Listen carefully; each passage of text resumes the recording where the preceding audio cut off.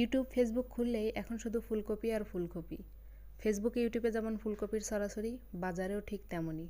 আসলে সিজনটাই এখন ফুলকপির। তো আমিও চলে আসলাম ফুলকপি দিয়ে একটা মজাদার ভর্তা বানাতে।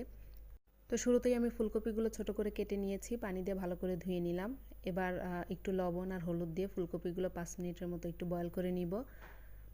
এরপর সরিষার তেলে একটু রসুন হালকা লাল লাল করে ভেজে নিব, শুকনা মরিচ, পেঁয়াজটা হালকা লাল করে ভেজে নিব। আর হাতে যখন ভর্তাটা বানাবো তখন এর সাথে পেঁয়াজ কলি, কাঁচা পেঁয়াজ আর ধনেপাতাটা অ্যাড করে দিব। ভালো করে হাত দিয়ে চটকিয়ে চটকিয়ে মেখে নিব। এখনও যারা ফুলকপির ভর্তাটা বানাও নাই, সবাই বানিয়ে দেখো, অনেক মজা লাগবে। ফ্যান হয়ে যাবে এই ফুলকপির ভর্তার। একবার হলেও সবার এটা ট্রাই করা উচিত। ধন্যবাদ সবাইকে।